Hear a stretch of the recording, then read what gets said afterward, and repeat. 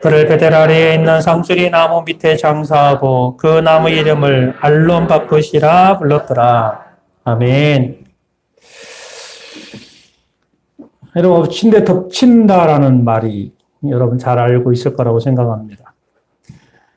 세상 일에는 안 좋은 일이 참 있기는 많은데, 근데 이 안 좋은 일이 생기면 또 다른 안 좋은 일이 찾아오는 경우가 종종 많은 것들을 우리는 삶에서 경험을 합니다.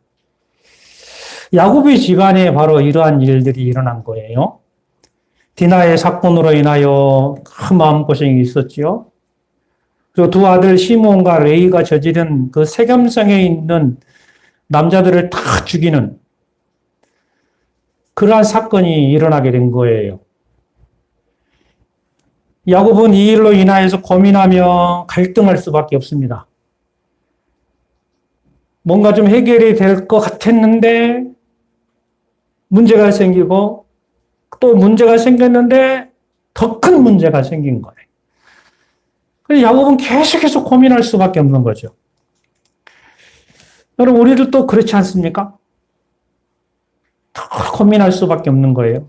고민이 해결됐자 하는데 또 고민이 찾아오는 거예요. 과연 이런 고민의 끝은 없을까 하는 생각을 해봅니다.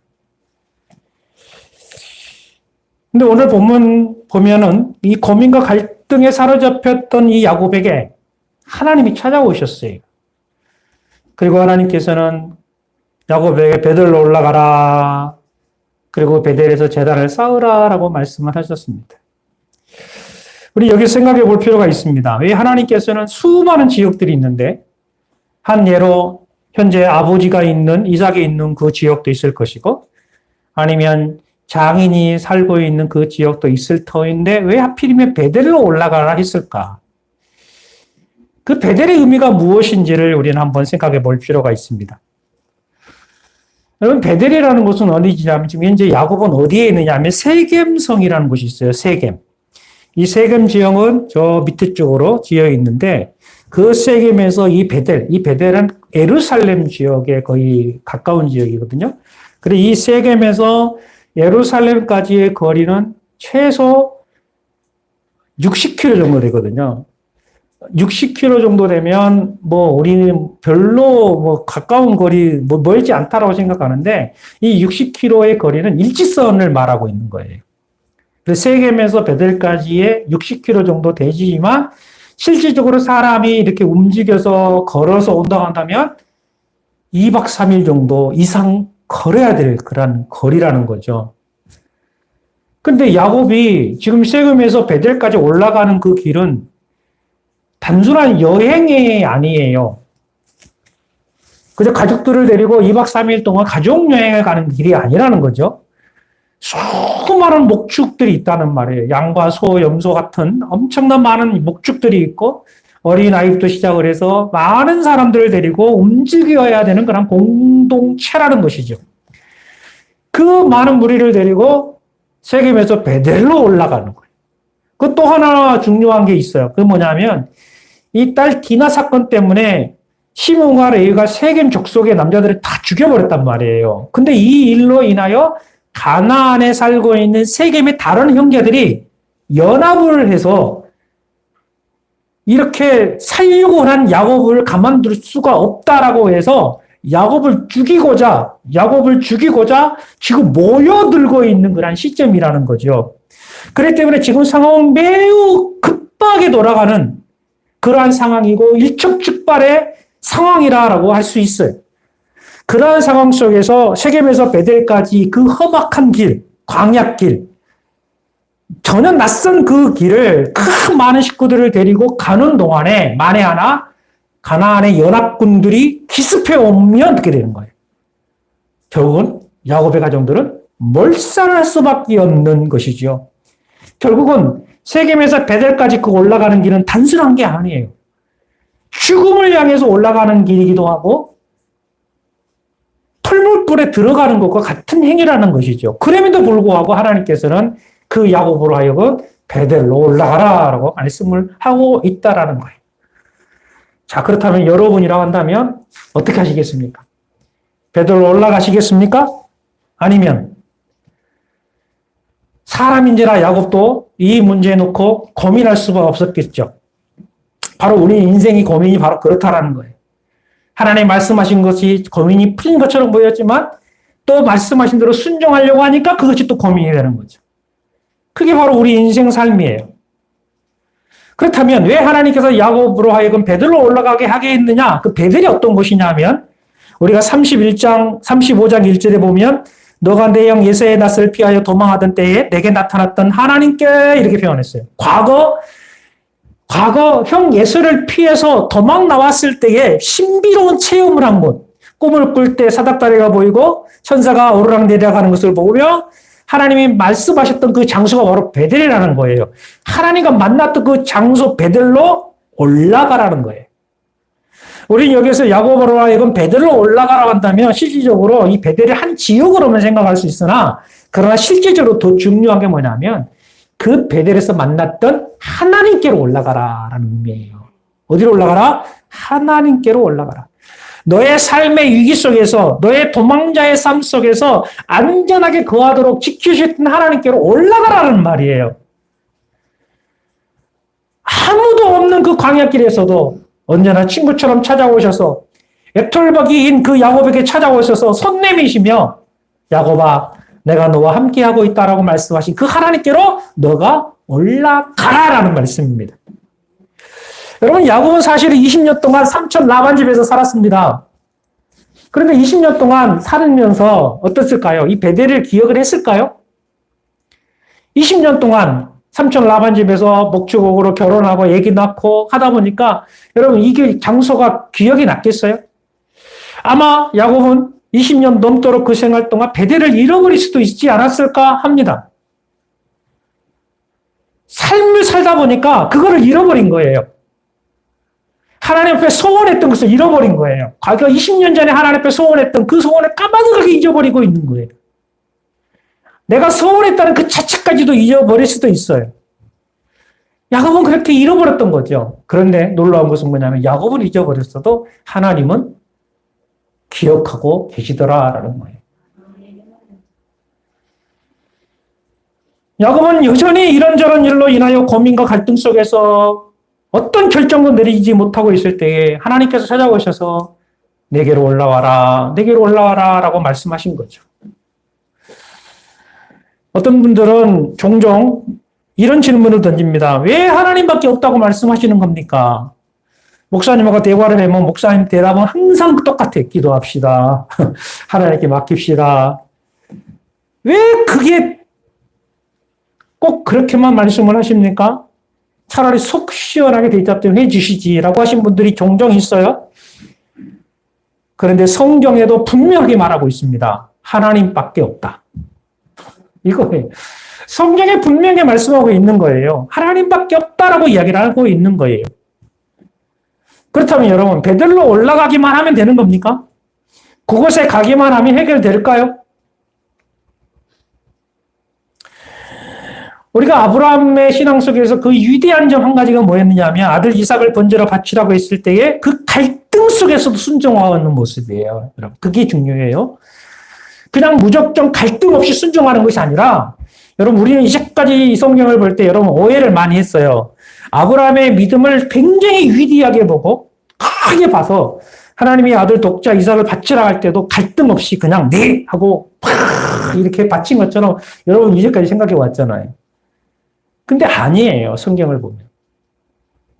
아브라함은 절대 그러지 않았어요. 아브라함은요. 우리와 똑같이 성정에 같은 사람이라 갈등했어요.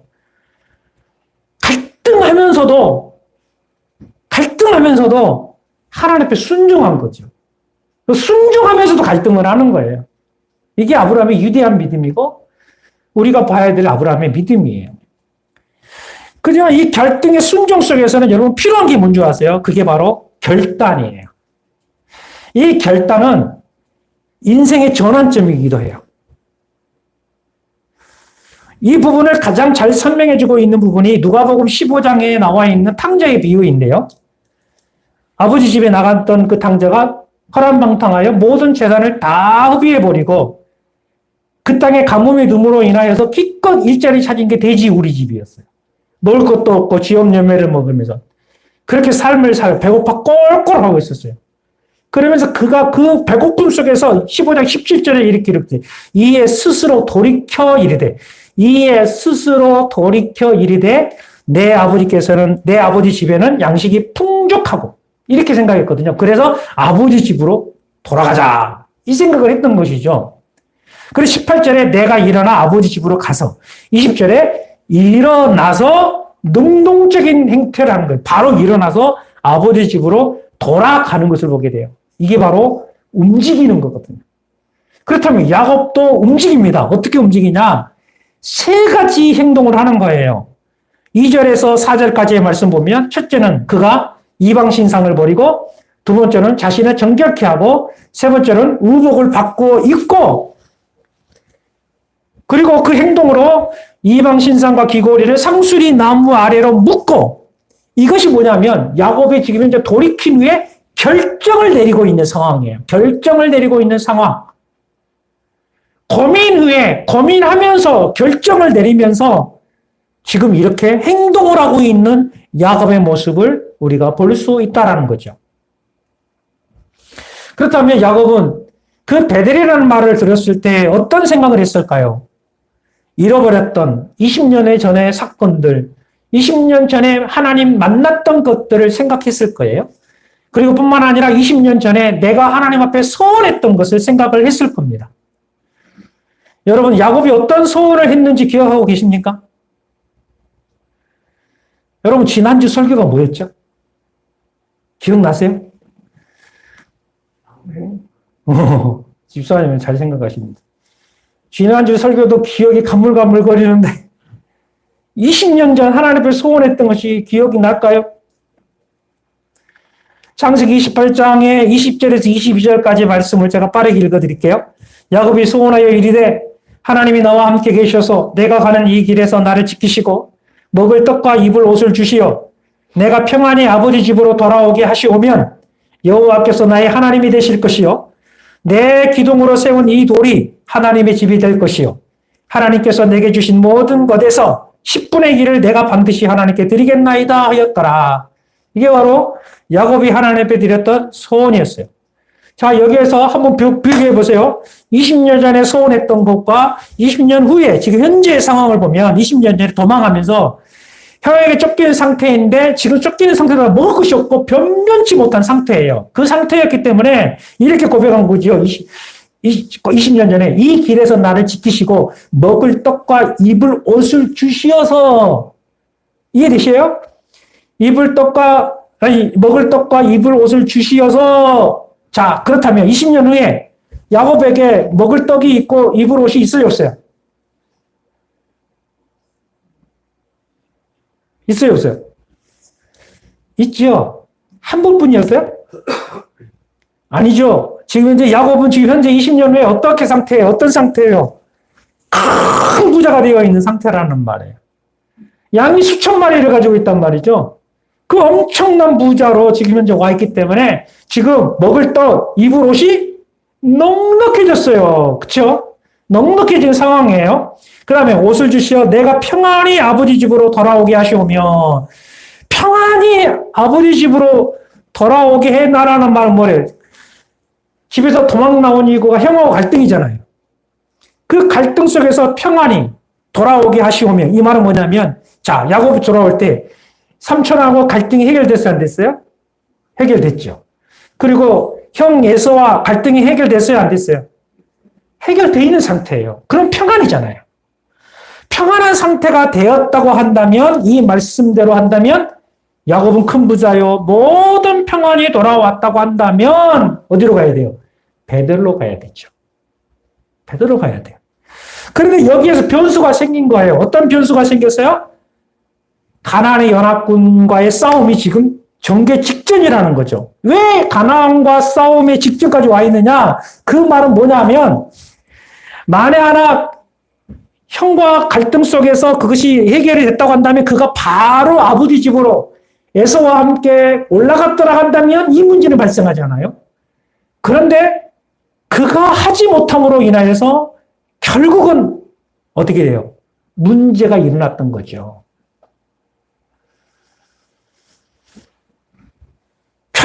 문제가 일어나는 거예요. 그래서 야곱은 스스로 생각한 겁니다. 아, 그때 내가 하나님과 약속했던, 내가 소원했던 대로 내가 했었으면 내가 이렇게 고통을 안 받는 건데, 하나님께서 이렇게 나의 모든 것을 다 형통하게 해주셨는데 이렇게 해주신 것에 대해 내가 감사하는 마음으로 과거 20년 전에 소원했던 것을, 내가 약속했던 것을 지켰다고 한다면 내가 지금 이렇게 고생 안 할 터인데, 이 생각 했겠어요, 안 했겠어요? 이 생각한 거예요. 야곱은 절실히 이 생각을 한 거예요. 아, 그때 내가 하나님께로 갔어야 하는데, 뒤늦은 후회죠. 그때 내가 하나님께로 갔어야 했구나. 이렇게 많은 소유를 하나님이 나에게 주셨는데, 약속대로 이 소득의 11일조를 하나님께 드렸어야 했는데, 내가 그거를 못했구나. 내가 못했기 때문에 결국은 내가 소원을 갚지 못했기 때문에 지금 현재 나에게 이런 고난이 찾아왔고 고통이 엄습해 오는구나라고 뒤늦게 야곱은 깨닫는 거예요.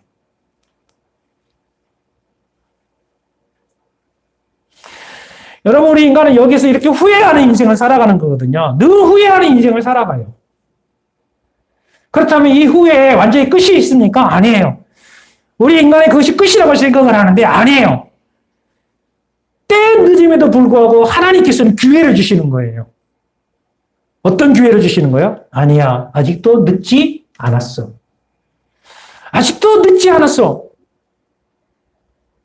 다시 베들로 올라오렴 하고 하나님 말씀하시는 거예요. 아직도 너가 그 소원 지킬 수 있어. 아직 늦지 않았어. 나에게로 와. 베들로 올라와. 너가 소원하는 그 장소로 다시 올라와. 너가 약속했던 그 장소로 내가 다시 올라와. 하나님 그것을 강하게 요구를 하고 있다라는 이야기예요. 지금 이 시간도 우리들에게 요구를 하시는 거예요. 다시 올라와. 나에게 오렴.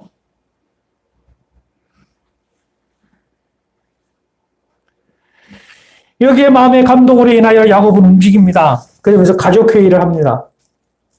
그래서 2절에 보면 가족들과 함께 말하는 거죠. 이방 신상을 버리고, 이렇게 표현합니다. 이방 신상을 버리고. 여러분, 야곱에게 이방 신상이 있었을까요? 우리가 어떻게 야곱이 이방 신상을 섬길 수 있을까? 그런데 31장 34절을 봅시다. 앞으로 좀 보세요. 31장 34절 말씀 같이 읽어봐요. 34절 시작. 라헬이 그 드라밈을 가져 낙타 안장 아래에 넣고 그 위에 앉은지라 라반이 그 장막에서 찾다가 찾아내지 못하며. 뭘 가지고 있죠? 이게 드라빔이라는 단어가 나오게 되죠. 여러분, 이 드라빔이 뭘까요? 31장 34절의 그 내용은 드라빔. 자, 드라빔이 뭐냐면 30절 볼까요? 31장 30절. 시작. 이에 너가 내 아버지 집을 사모하여 돌아가려는 것을 옳거니와 어찌 내 신을 도둑질하였느냐. 아, 드라빔이 뭐였느냐 하면 라반의 뭐였어요? 신이었어요. 라반이 섬기고 있는 신이에요, 드라빔이. 이것은 한마디로 말해서 지금 용어로 설명하게 되면 뭐냐면 부적 같은 거예요, 부적. 부적 같은 거죠. 그래서 조그마한 신이에요. 이스라엘 팔레스타인 가게 되면 이 조그마한 목상 같은 거 여러분들이 보게 될 거예요. 그게 주머니에 갖고 다녔어요. 길을 떠날 때에도 어디 여행 갈 때에도 항상 그거를 모시고 살았어요. 그게 신이에요. 근데 알고 보니까 이 야곱의 집, 그 라헬에게 이 신이 있었던 거예요. 그래서 암암리에 길 떠나면서 그 신에게 라헬이 뭔가를 했던 것 같아요. 그렇다면 이게 어떤 문제가 생기느냐 하면, 여러분 사실은 라헬의 아들이 누굽니까? 라헬의 아들이 요셉이에요, 요셉. 이 문제가 심각해지는 거예요. 그러면 어린 요셉이 눈 뜨고 엄마가 그 드라빔 우상 딱 놓고 이렇게 기도하고 뭔가 중얼중얼 하는 거 바뀌었어요, 안 바뀌었어요? 이거 정말로 문제가 되는 거예요, 만약에. 이게 심각한, 단순한 게 아니에요. 작은 거 별거 아닌데도 불구하고 이거는 만약에 그것을 가만두었더라면 지금 우리가 보는 요셉은 없어지는 거예요. 요셉이라는 존재는 사라지는 거예요. 라헬이 그거 드라빔을 가지고 있었던 거예요. 그런데 가만히 보니까 우상 신상을 버리자라고 했다는 말은 결국은 야곱 역시 라헬이 지금 이 드라빔을 가지고 있었다는 사실을 알았다, 못 알았다? 알았다라는 것을 알고 있는 거예요. 그래 가만히 보니까 안 되겠다라는 거예요. 요셉에게도 교육상 문제도 되지 않고 해서 우리 이방 신상을 다 제거하자라고 이야기를 하는 거예요. 왜? 당신이 드라빔을 가지고 기도해왔고 해왔지만 그 드라빔이 우리 가족을 지켰느냐? 노골적으로 이야기하는 거예요. 라헬에게 이야기하는 거예요. 당신이 가지고 있는 그 드라빔이 당신 아버지가 섬겼던 그 신이 우리 가정을 지켰느냐? 우리 딸 디나를 지켜주었느냐? 우리 가족을 지금 현재 지켜주었느냐? 아니죠. 지켜주지 못했다. 이 말에 지켜주지 못했다. 그렇기 때문에 그거를 버리자. 결정하는 거예요. 버리는 거예요. 두 번째는 어떤 거냐면 자신을 정결케 하고라고 해서 자신을 정결하다. 이 자신을 정결하게 하다라는 거는요. 정결법에 해당이 되는 거예요. 발을 씻는 것 같이 더러운 것을 씻어내는 거예요. 결국 이 말은 하나님 외에 다른 것들은 다 씻어내라라는 거예요. 하나님 외에 다른 것 다 씻어내라. 이것은 베드로와 예수님의 대화 속에 나와요. 예수님이 제자들의 발을 씻으려고 하니까 베드로가 한사코 예수님 무슨 소리입니까? 저는 예수님 절대 내 발을 씻겨드릴수록 내 발을 허락하지 않겠습니다. 이렇게 하는 거예요. 어떻게 예수님이 내 발을 씻겨주냐고. 그래서 예수님 하신 말씀이 베드로야 너가 발을 씻어야만이 너하고 나하고 상관이 있게 된다 이 말이에요. 이 정결법을 이야기한 거죠. 그랬더니 베드로가 그렇다면 예수님 발뿐만 아니라 내 머리끝부터 발끝까지 다 몸bec 시켜달라고 하시지 않습니까? 이게 베드로의 마음이에요. 예수님은 한 번 목욕한 자는 발만 씻어도 된다. 이렇게 표현한 거거든요. 이게 정결이에요. 이 정결은 다른 말로 표현할 때에 회개의 의미와 동일한 거예요. 하나님 앞에 죄를 청결하게 한다라는 돌아섬을 의미한다라는 거예요. 여러분들은 회개하는 삶을 살아가고 있잖아요. 우리는 회개를 하고 있습니다. 회개를 했다는 거죠. 그런데 여러분 한 번 회개함으로 인하여 모든 것이 다 끝날까요? 여러분 한 번 회개한 사람은 구원을 받을까요? 받지 못할까요? 많은 사람들이 여기에서 많은 부분들이 오해를 하는 경우들이 많아요. 여러분 정리해 드릴게요. 회개하고 주여 주여 부르는 사람들은 다 구원을 받을까요? 여러분 이 부분을 생각을 해야 돼요. 교회를 다닌다고 해서 다 구원을 받을까요? 교회 앞에서 세례를 받았다고 해서 다 구원을 받을까요?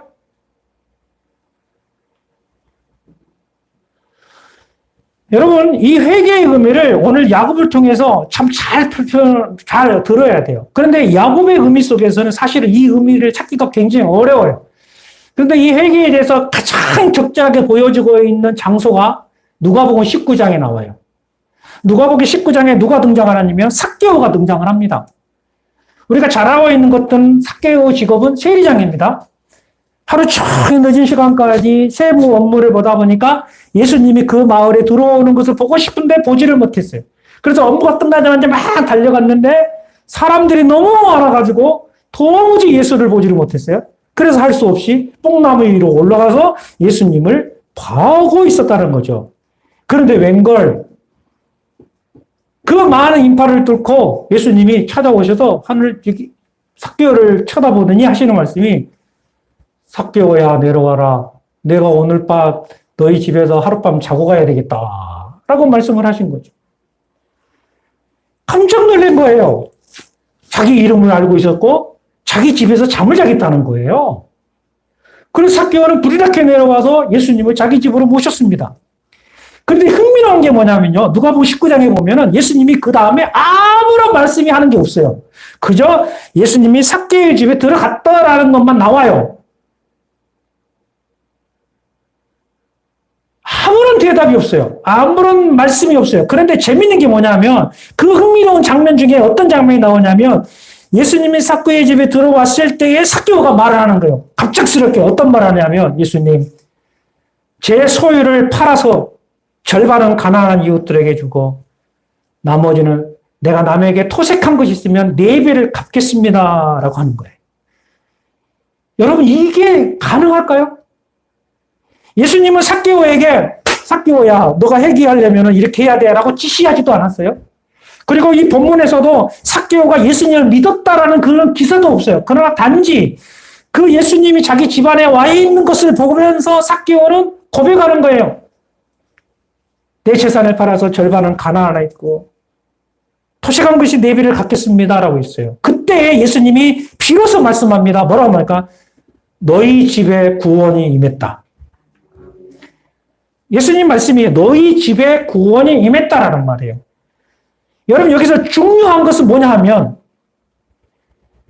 삭개오가 입으로 예수를 믿었다, 시인했다는 기사도 없고 예수님의 어떤 지시나 지도의 말씀도 없었어요. 그럼에도 불구하고 지금 삭개오의 행동을 보게 되면 이 행동이에요. 예수님이 나를 아시고 나는 그 예수님을 내 집안에 모시고 그것을 통해서 예수님이 나를 사랑하시는구나. 예수님이 나 같은 사람을 사랑하시는구나. 그 수많은 인파 속에서도 나의 이름을 알고 있다는 그 사실이 놀라운 거죠. 나를 아시는구나. 두 번째, 그 많은 사람들 앞에서도 나보다 더 정직하게 깨끗하게 사는 사람들도 있을 터인데 나 같은 사람, 세상 사람들 손가락질하는 나를 택해서 나의 집에서 하룻밤을 주무시는 그 예수님의 사랑을 그가 알았다는 거예요.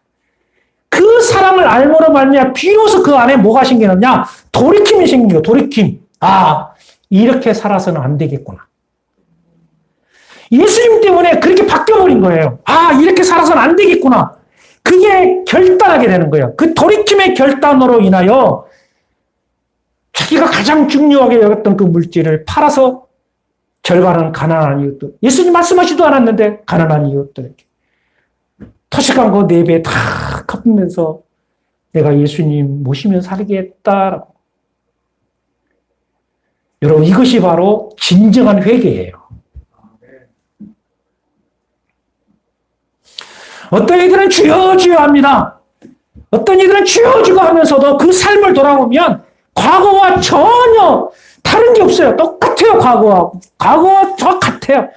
여전히 움켜잡고 있고 여전히 움켜잡으려 하고 여전히 욕심만 가지고 있는 거예요. 예전에 10년 전, 20년 전 하나님 앞에 소원했던 것도 다 잊어버리고 그저 눈앞에 보이는 것들만 찾고 살아간 사람들이 얼마나 많은지 몰라요. 여전히 아까워하면서 여러분 이것을 온전한 회개라고 말할 수 없어요. 이건 온전한 회개가 아니라고 성경은 말하고 있어요. 야곱의 행동을 좀 더 봅시다. 야곱의 행동은 35장 4절에 보면 35장 4절 말씀 같이 읽습니다. 시작. 그들이 자기 손에 있는 모든 이방 신산들과 자기 귀에 있는 귀고리들을 야곱에게 주는지라 야곱이 그것들을 새긴 그쳐 상수의 나무 아래 묶어라고 했어요. 여기서 귀하게 여겼던 것들이에요. 자기가 귀하게 여겼던 것들, 귀고리, 신상들을 어떻게 해요? 상수의 나무 아래 뭐했다? 묻었다. 왜 이거 쓸데없는 것을 기록을 해놨어요? 묻든지 버리든지 하지. 그냥 버리면 되지. 묻었다라는 이유가 뭘까? 이 묻었다라는 그 의미는요, 아주 흥미로워요. 이 본장의 8절을 볼까요? 8절. 8절에 보면,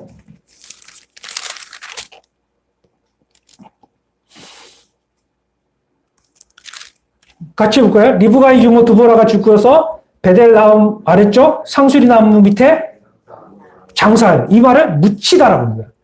장사하여 묻히다. 누가? 유모 두보라가 죽어서 상수리 나무에 묻었다라는 거예요. 19절 볼까요?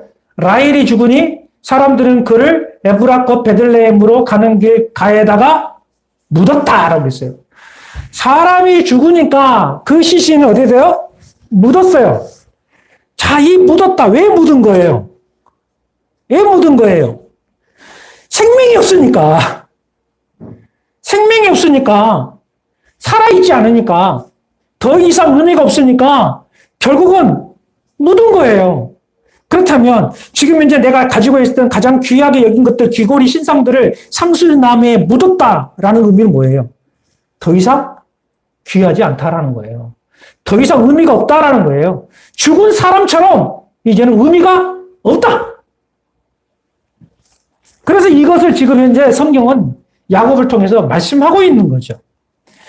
이거는 예수님이 요한 1서 2장 16절에도 이렇게 표현합니다. 이는 세상에 있는 모든 것이 육신의 정욕과 안목의 정욕과 이생의 자랑이니 다 아버지께로부터 온 것이 아니오 세상으로부터 온 것이라. 이 모든 것들을 묻어버린 것이지요. 이 모든 것들을 다 묻어버리는 거예요. 여러분, 우리 가만히 생각해 보면요. 우리가 여러분들 처음에 예수님 만났을 때, 뜨겁게 여러분 예수님을 만났을 때 다 이렇게 사셨어요. 한번 생각해 보세요. 그때는 예수님이 최고였습니다. 주님이 최고였습니다. 그러면서 우리는 누가 말하지도 않았어요. 목사님이 말한 적도 없고 예수님이 말하지도 않았는데 여러분들이 예수님 만난 그 사랑에 너무나 벅차서 스스로가 이렇게 고백합니다. 주님이 전부입니다. 주님이 전부입니다. 주님 내 모든 것 다 주님의 것입니다. 나의 생명까지도 주님 것입니다. 이 세상 것들 다 묻어버렸습니다. 그렇게 여러분 우리는 고백했었어요. 그렇게 고백하면서도 너무나 기뻤어요. 너무나 감사했어요. 그랬어요. 그런 시간이 있었어요. 그런데 지금 여러분 지금 어떤가요? 시간이 지난 뒤에 지금 보니까 내가 묻었던 것들이 다 부활했네. 다 부활해버렸어. 예수님처럼 부활을 해버렸어요. 이 부활해서 내 마음에 와 있고 내 손에 잡혀 있고 그것이 이제는 골리앗이 되어가지고 막 두려움의 존재가 돼버린 거예요. 이제 예전에는 그냥 은혜 속에서 감사하고 정결하게 삶을 살았는데 지금은 과거보다도 더 많은 것을 붙잡으려고 하고 있고 지금 매이는 삶을 살아간다는 거예요. 버리기보다는 움켜잡으려고 하고 더 의지하려고 하고 도무지 아까워서 도무지 손해보기 싫어서 버리지 못하고 있고 주께서 하실 그 기대감보다 자기가 잡고 있는 것이 더 잘 될 거라고 기대감을 갖고 살아가는 것 어쩌면 현재 우리의 모습일 수도 있다라는 이야기. 사랑하는 성도 여러분, 우리 그리스도인이라는 게 누굽니까? 그리스도인들은 십자가에 주님과 함께 못 박아 죽은 존재들이 아닙니까? 나의 모든 육신의 정욕과 욕망, 이 죄투성이 함께 주와 함께 이미 십자가의 못을 박아 죽은 존재가 아닙니까? 그렇다면 부활은 누가 해야 되느냐면 부활은 오직 예수만 해야 돼요. 주님만 부활하셔야 됩니다. 주님만 계셔야 되는 거예요.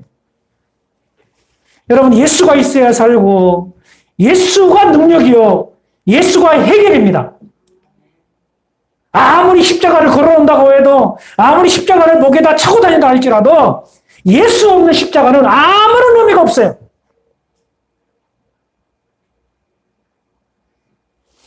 예수 없는 십자가는 능력이 나타나지 않습니다.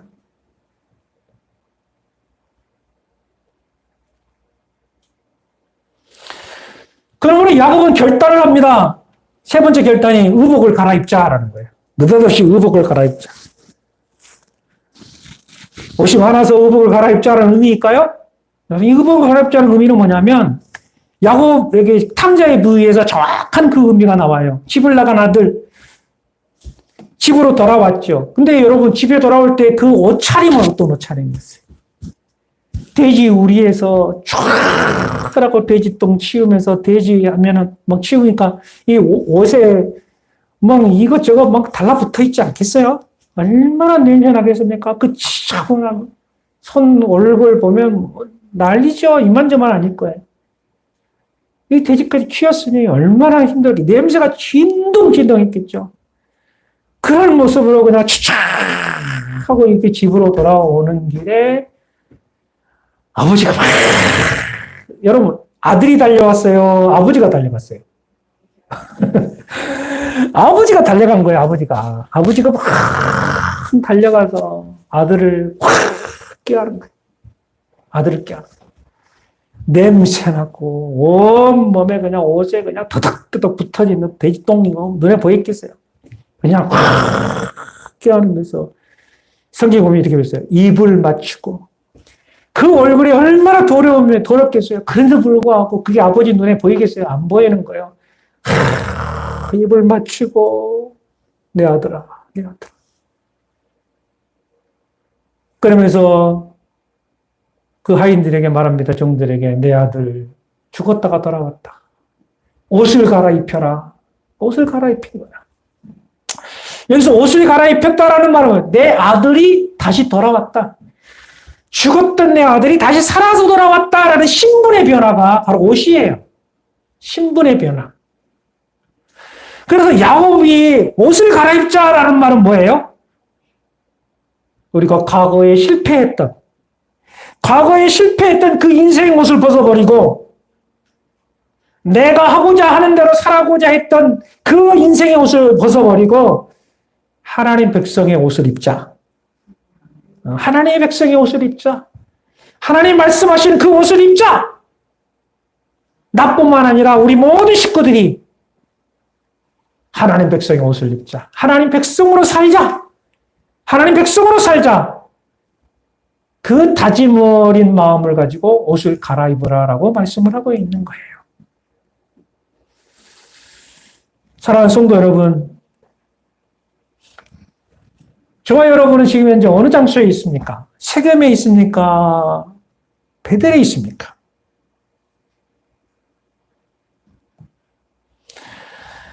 만약에 우리가 오늘 마음을 돌이켜서 베델로 올라가고자 한다고 한다면 여러분, 베델로 올라가기 위해서 어떻게 해야 하겠습니까?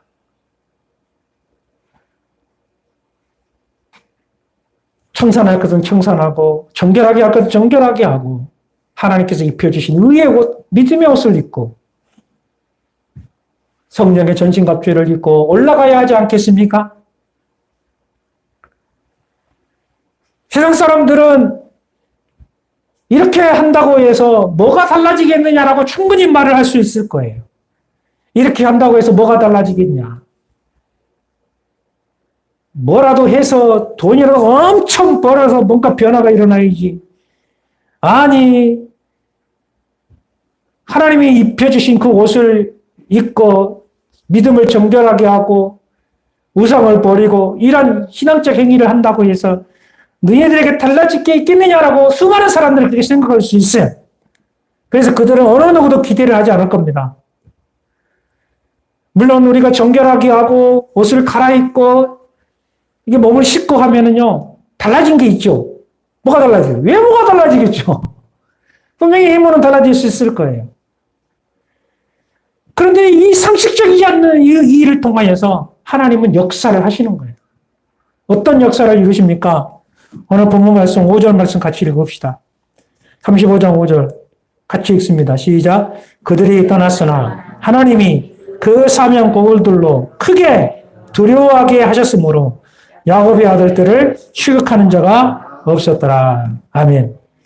사방팔방을 하나님이 막으셨다라는 거예요. 사방팔방을 막으셨다. 하나님께서 붙들어 주셨다. 하나님께서 주변 사람들로 하여금 크게 두려움을 느끼게 하셨고 야곱의 일행을 보호해 주셨고 그 야곱의 일행들이 어느 누구도 얼씬 못하도록 하나님이 하셨다라는 것입니다. 여러분, 우리가 새로운 마음과 결단을 가지고 말씀대로 베드로 올라가게 되어지면 하나님께로 나아가게 될 때에 하나님의 은혜와 역사는 이렇게 강력하게 나타나는 것입니다. 그렇다면 사랑하는 성도 여러분, 우리가 하나님 앞에 나아갈 때 어떤 마음으로 나아가야 할까요? 우리는 매 순간마다 베들로 올라가야 한다고 한다면 여러분, 우리는 어떻게 올라가야 할까요? 기억하십시오. 주님은 오늘 또 여러분을 향하여 손짓하고 계십니다. 주님은 부르시고 계셔요. 베들로 올라와라. 내게로 올라와라. 너가 과거에 잃어버렸던 거 다시 회복해야 되지 않겠니? 너가 나를 사랑한다고 고백했던 그것을 다시 회복해야 되지 않겠니? 다시 올라오려. 다시 올려오려.